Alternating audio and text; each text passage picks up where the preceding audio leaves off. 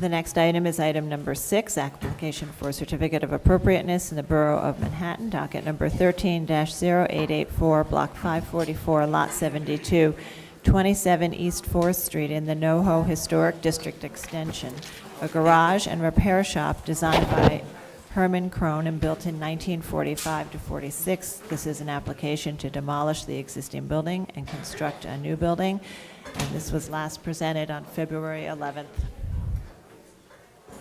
Good morning, Commissioners. Gabriella Gutowski, Conservation Staff. This application is for 27 East 4th Street, located in the NoHo Historic District Extension. The application is to demolish a one-story garage building and construct a new building. The lot is located mid-block between Bowery and Lafayette Street. The proposal was first presented at September 11th, 2012. Yes, 2012 public hearing. At the March 12, 2013 public meeting, the Commissioners discussed the proposal seen here on the left. At the time, there were concerns with the overall massing and proportions of the building, and the Commission asked the applicant to re-examine the height and the floor-to-ceiling height of each floor. There were also concerns with proposed materials at that time. The materials at that time consisted of cast stone, masonry, steel and glass, aluminum infill, and tinted spandrel glass. Most recently, at the public meeting of February 11, 2014, the Commissioners saw the design shown here in the center. At that time, the applicant lowered the one story to create an 8-story building and revised the materials of the front facade to be aluminum, steel, and glass, and tinted spandrel glass. And at that time, the Commissioners expressed concerns with the overall depth and detailing at the front facade, and specifically how the metal and glass facade at East 4th related to the brick facade seen in the rendering. The secondary elevation is a brick facade. So the applicant is back today. They've restudied the design and the materials, the details, etc., and they'd like to present it to you today.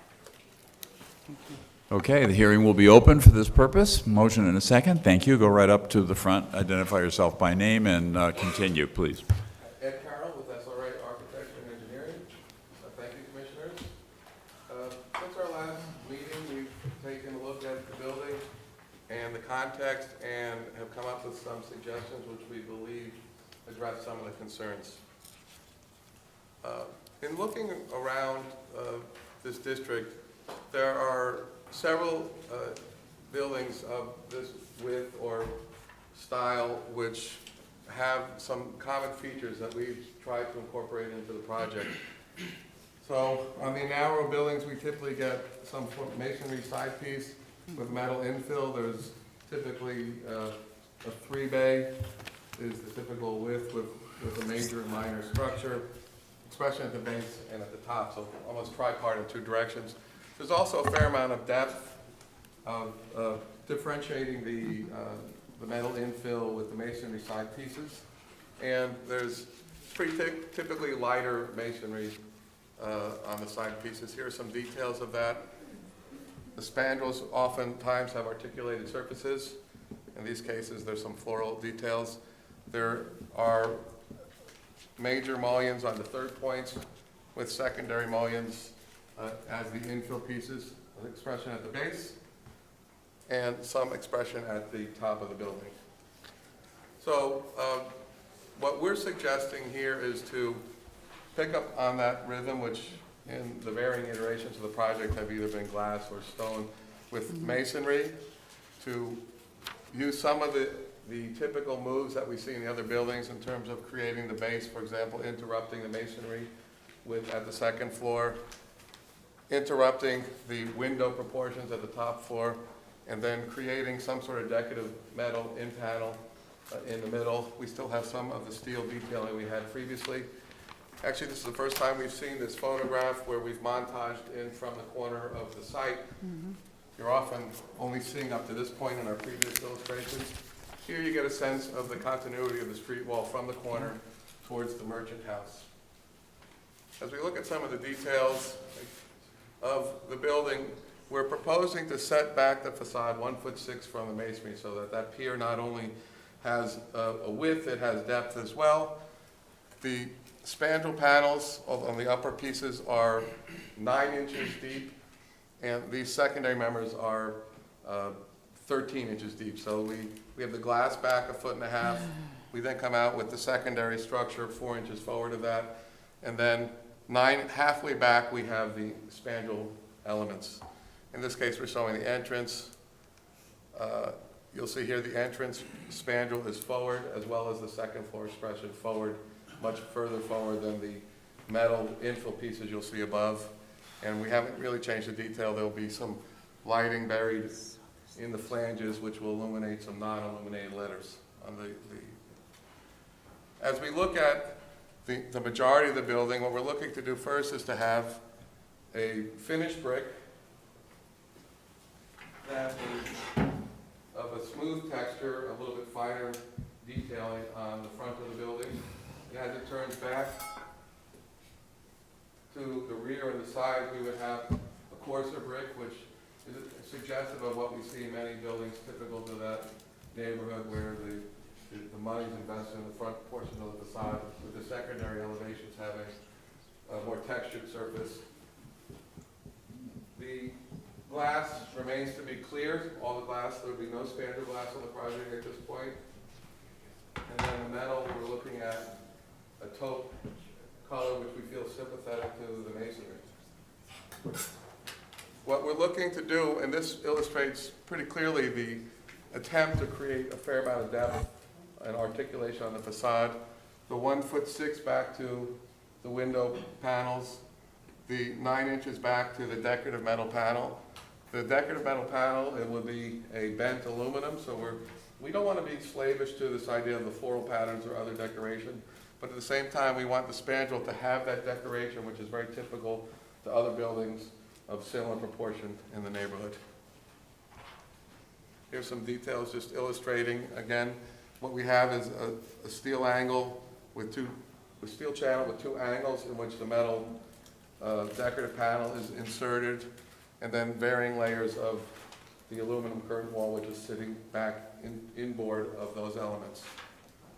And then at the top of the building, we lost the top of the building? At the top of the building, we interrupt the major mullions to create larger openings, which is a little bit of an inversion of what we see where you get more masonry in some of the older buildings. We're actually making less masonry as an attempt to make that expression. We eliminate the larger secondary members and we put a very strong, larger, somewhat simpler cornice element at both the end of our typical section of bay and at the top of the building itself. Excuse me, is it residential or hotel? Currently, it's planned as a hotel. Thank you. As we turn the corner, this really hasn't changed. We have somewhat simplified punched openings in the windows. I think the commissioners were comfortable with that previously. At the rear, at our last discussion, we had eliminated the perforated panels. We have solid metal panels, which are suggestive of the old steel fire shutters at the back of the building. And we've introduced at the top just a little more detail at the rear of the building to give some sense of completion. Where are the lights? There are no lights on the rear any longer. Well, we try for those lights. Good idea. Okay. Just some details showing that what we are, though, introducing are header courses at the top of the window and a little side soldier here at the base, so that there is some articulation in the facade, but it's still very, very simple. Just one question. What made you choose the beige brick rather than the red brick? Well, when we went through the neighborhood, the buildings, both the building immediately to the left of us and the buildings of this scale were typically lighter in color and lighter masonry. And the larger buildings of the generation where, like the large building on the corner, those red brick buildings tend to be much more solid. I don't know whether at the time that was because, maybe there wasn't enough red when the architects were designing those. So we chose to pick a color which is sympathetic to similar type buildings in the neighborhood. But those buildings are limestone or? No, some of them actually quite, that particular one might be, but there are several. The building immediately adjacent to us, for example, is masonry. we go back to, we can have it, this is actually masonry on this building right here, so we think that's consistent. They're very tightly jointed masonry, but I think we feel that's consistent with both the character of the building we're proposing and the adjacent properties in the neighborhood.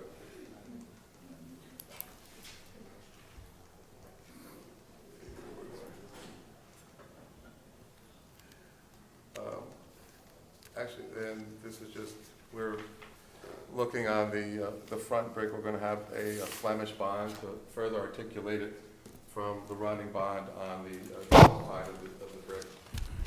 And I think that's the last Okay. image there. Let's go back to this photograph. The windows are different on the side and the rear, or are they the same? They're the same. Okay, anyone else? Any other questions, Michael? Have you and the museum reached an agreement in terms of how the construction's gonna happen and protections related to vibration? Well, we have, the Parks Department has approved our plan at this point in time. We have worked with consultants for both the museum and the adjacent property, and there's been some back and forth dialogue. I'd say that we're in general agreement with where we're moving right now. And that general agreement will be, depending on the ultimate outcome, will be strongly overseen, monitored, and enforced by the Department of Buildings along all the lines that we've heard in this important testimony and in this these important presentations. So regardless of what the exact status of that agreement or non-agreement is, it will be closely monitored, reviewed every step of the way. DOB will be overseeing it from our normal, in our C of A, if there is one, point of view. And along those lines, I'll just mention that I got a letter today, which I will submit, that will be given to the staff and to relevant parties from Rosie Mendez, who's been a councilwoman in this district, who's been a strong observer and protector of the Merchants House Museum and has been concerned throughout this, and we've testified as such, and I've communicated with her personally several times. And this letter, which has specifics about, again, reiterates specifics about the protection plan to be sure that that to the extent humanly possible, no damage is done to this incredibly important historic resource. This will be additional information to top off or add to everything we've already talked about here. Okay, any other comments on, okay, discussion then. Fred, please. Well, I'll just reiterate that for me, protection of the neighbor to the east is as important, frankly, maybe more important than the design of the infill. I think it's appropriate that this building, the infill building, be an infill building, that it not call too much attention to itself. And I think it's doing that almost to its own detriment at this point. I'm ready to approve it, but I'm just saying I think the building that we saw last time was a little more interesting. I'm sorry to see a few of the details, like the double height top lost. But this is a formula now that the applicant has well understood from the district, and it's been done a lot of times now in a contemporary way, starting perhaps with Aldo Rossi and never topped. But nonetheless, it's pretty generic, this building at this point, which is a little sad in a way, but I'm prepared to think it's acceptable. We're kind of keeping the bad thing that might happen here away, while the good thing that might happen is not really flying, I think, yet. All that said, I think it's approvable. Not every building can be or should be, a go-to building. This is an infill building that creates the vernacular backdrop of the city. I think the windows on the side lot line and the rear windows are appropriate. The brick, to me, is a little startling, but I do think you see a lot of this brick. The issue is we don't see it as new. We see it as dirty old New York City brick, and I guess that's what it's going to become relatively soon, and so it won't be this sort of bright color. I'm glad to see, although I think it was very inventive, the lighting in the rear windows was interesting and inventive, but really, in the end, inappropriate intrusion on the neighborhood. So, there again. Thank you, Fred. Joan? Yeah, I agree with those comments, and at the end, I'm going to pose one question to Fred Yeah. and everybody else. Mhm. I think that the building is acceptable now, and I think that it has enough depth in it now, in the facade and all that. But what really bothers me is that the color, to me, is very sterile. It makes it look very sterile. So I'd like to ask my other commissioners how they feel about that. I just feel that this color is much too stark and sterile, and maybe a red brick that looks like Are you saying more for the of a- front or for the side both. and back? Both, For the whole thing? It's just too, and that's just how I feel. And I mean, this could be approved with staff, Mm. so we could, if everybody agrees. Okay. But I just hate to see you take that much away from this building, so that's the only addition I have to what Okay. Fred is saying. Diana? Maybe like a historic red, Yeah. Philadelphia type brick.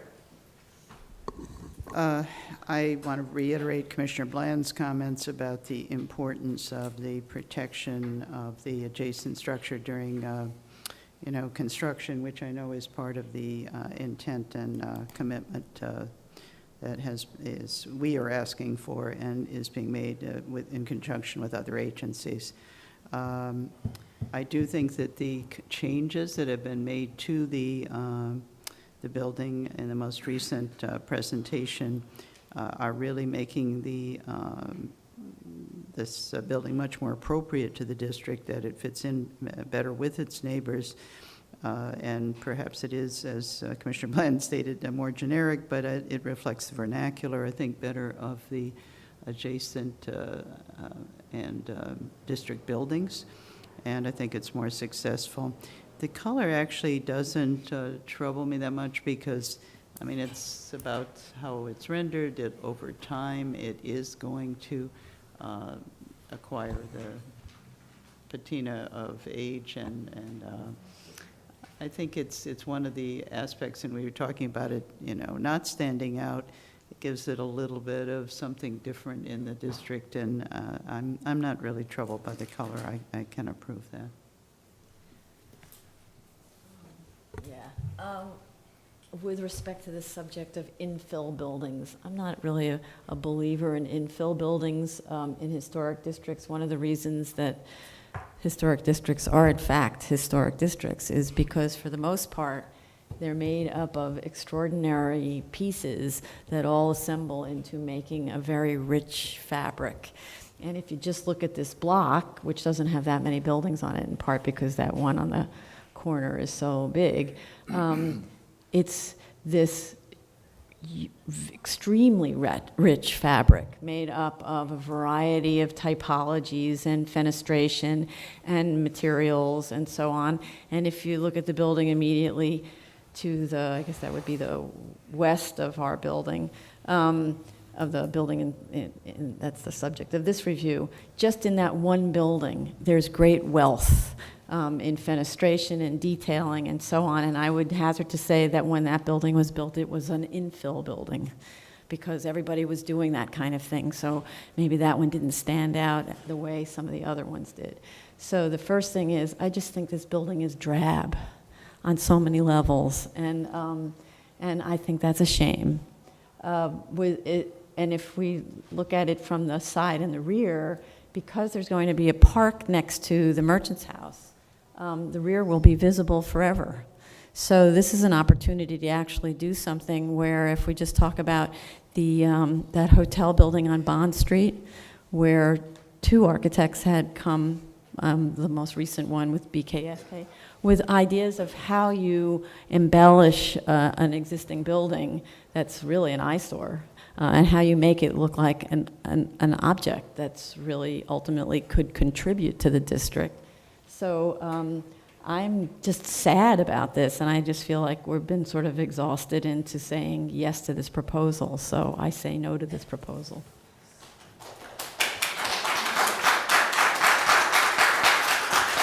Okay. Michael? Okay. I think that this is one of the buildings in my experience here that does crystallize the difference between historical appropriateness and quality of design per se. It's a muddy definition, it's a muddy line. I don't think that there's a clear line there. And I think that there is a reasonable argument to be made for new buildings in a landmark district having to rise to a level of maybe not just blending in, but of contributing to the ongoing growth of the city as a cultural institution. And that would argue for a higher standard, I think. And while this building does not meet that, I don't perceive that that's our mandate necessarily. I wish it were, but I think that from my understanding of a strict view of appropriateness, does the building detract from the district? Regrettably, this building has hit upon the recipe for effacing itself sufficiently to not have any significant impact on the district in a negative or positive way. It's kind of a shame, but I can't vote against it like we didn't vote against other buildings that were just kind of okay, but blended in. And certainly in its day, I'm sure many of the buildings that we now look up as interesting were viewed as in the same way, that they were, well, okay. But because they have an encrustation of ornament that we now can't do without great expense, it was easier to kind of create a little more jazz on the facade without thinking about it. So yeah, the building's boring, but it's appropriate. In terms of the yellow brick, I think that there is a reasonable, I think the red brick for the side and rear facade would have been a more default, don't look at me kind of move. But I think that the yellow brick is okay, and I have seen it as party walls. And if they wanted to change the back and side to red, I think that would be fine, but I don't think it's essential. The one thing I do want to note is that, as Fred had said, the building will be very dirty very soon.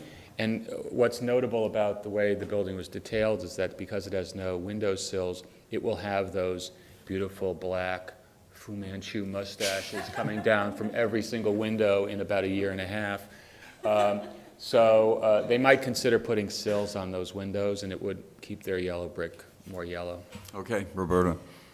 Okay, I think that, as has been said by some other commissioners, the most important element for me was to actually make sure that in whatever way we can, that the building doesn't harm the building next to it, which is a very precious building.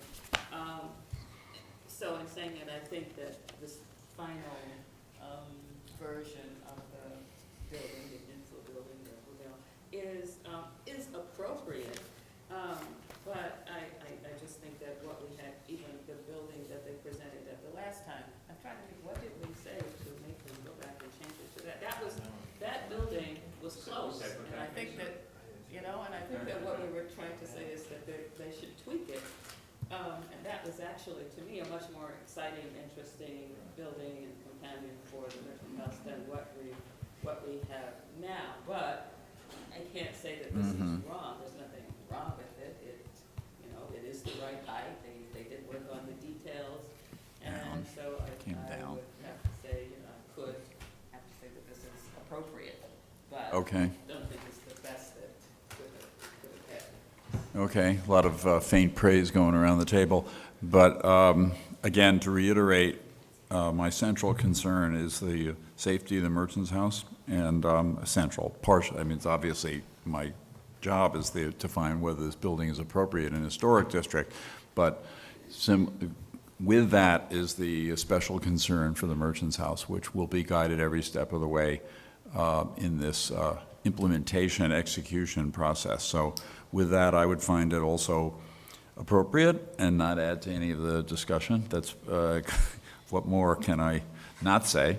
And close the hearing, please. Motion second. Fred, did you do this one? Here. Okay, you got it?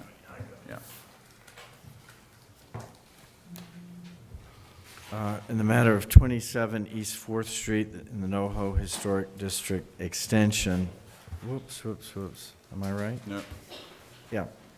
A garage and repair shop designed by Herman Kahn and built in 1945-46. The application is to demolish the existing building and to construct a new building. I recommend approval, noting that the one-story garage building is not one of the buildings for which the historic district was designated, and therefore its demolition will not diminish the special architectural or historic character of the NoHo Historic District Extension. That the excavation will be supervised by a professional licensed engineer, and that the applicant will provide all appropriate safeguards to ensure that the structural integrity of the adjacent buildings are protected, and will carefully monitor the excavation and construction to ensure that the work will not diminish the special architectural or historic character of adjacent buildings, and that the height and massing of the proposed new building will be consistent with the height of other buildings of this width in the district, and will fit within the varying building sizes and types on the street. That the facade materials, including gray, steel, and aluminum spandrels in varying sizes and patterns, and aluminum windows with projecting mullions framed by columns of lighter colored brick, will harmonize with the buildings and details of the historic store and loft buildings in the district, which are composed of metal assemblies framed by masonry. That the detailing of the proposed facade will reflect the varying details found within the historic facades, and will provide a level of depth and articulation that is found on historic buildings within the historic district. That the metal cornice is a modern evocation of historic cornices and will successfully terminate the facade. That the configuration of the ground floor infill, including the translucent glass at the doors and large display windows, is a simple and contemporary interpretation of ground floor infill found at adjacent historic buildings. And that the rear facade facing Shinbone Alley consists of regular punched window openings, double hung windows, and metal shutters, and they will harmonize well with the rest of the buildings facing the alley. Second, all in favor? Aye, opposed? One opposed. Approved. Thank you.